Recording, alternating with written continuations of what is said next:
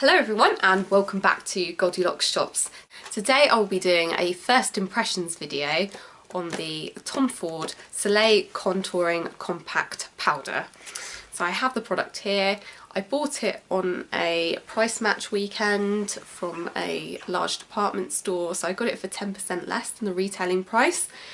And this is a genuine first impressions video because I haven't opened it yet, although I have been dying to get it open. So what it is effectively a compact powder with a highlighter, blusher and bronzer all in one. You get 20 grams worth of product. I'm not affiliated with Tom Ford in any shape or form, and this is not a sponsored video. This is going to be an honest first impressions solely on this product. So what you do is you get this lovely gold packaging, which is very luxurious and fancy, and in that luxury packaging is another form of packaging, which is this cloth thing that you get on all premium makeup, which, you know, most people just get rid of.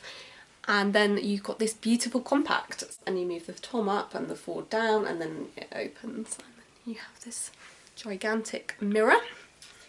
And then you also have your highlight shade, your blush shade and your bronzer shade.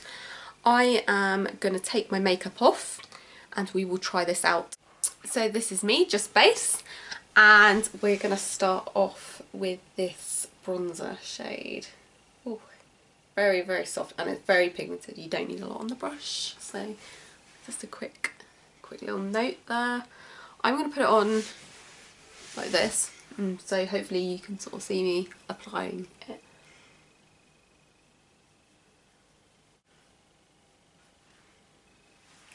Okay, so you can sort of see it there.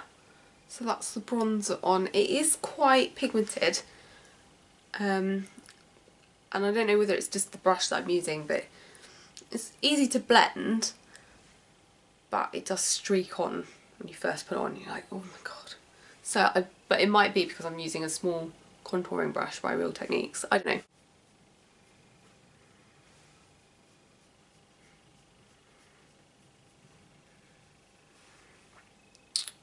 Okay, cool. Right, we're going to go on to the next shade, which is the blush shade.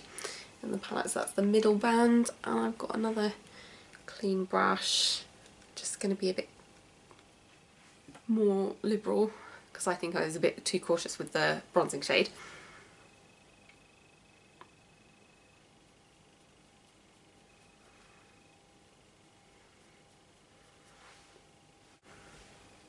Really doesn't take a lot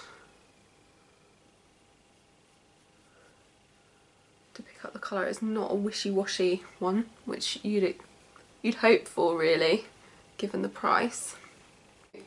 The last thing I have left to apply is the highlighter. I'm using this Real Techniques brush, which is probably an inappropriate brush to use for a highlighter, but we'll be extremely gentle with it, and hopefully it won't go everywhere. I actually really love the highlighter. It's really nice. It's one of those highlighters where it looks quite frightening because it sort of looks like an icy pink in the pan, and you think, oh god, especially if you're warm toned like myself, you're probably thinking, oh my god, that's gonna look horrendous on me. But actually it's really flattering because it goes on and it kind of makes your skin look wet rather than icy, and it's definitely not a chalky one. Really fine pigmented, and you can amp it up a little bit without it looking too frosty. I do find actually with a lot of powder highlighters is they can look a bit crepey around the eyes. This one does not. So this is the overall result of the makeup. I put a little bit more bronzer on off camera just to sort of even it out a little, but this is the final result. I would say it's very airbrush looking, and I do think it went on beautifully, and I do like really rate the quality of the makeup, but I feel that for the price that you pay for it, I wouldn't say it was earth-shattering. I mean, it's really nice and it's a really nice good quality product, and if you like makeup and you want to treat yourself to the princess product that is Tom Ford's Soleil Contouring Compact, then I would recommend. But yeah, I think a couple of these things, I've got things very similar, obviously for cheaper price points, but then individually are they cheaper?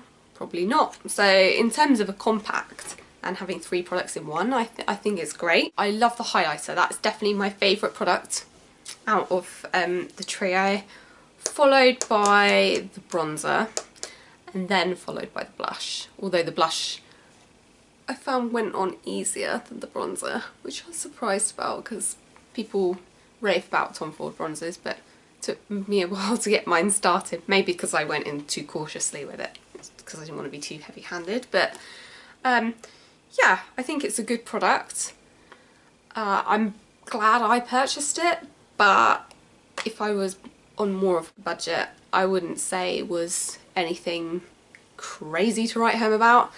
But yeah, good product. And in terms of quality, I do feel the general consensus, and it is true, that Tom Ford makeup does benchmark a certain quality within the premium cosmetics industry, and I think you wouldn't be disappointed if you invested in it, because it does live up to a certain standard of quality that you just don't get with other products.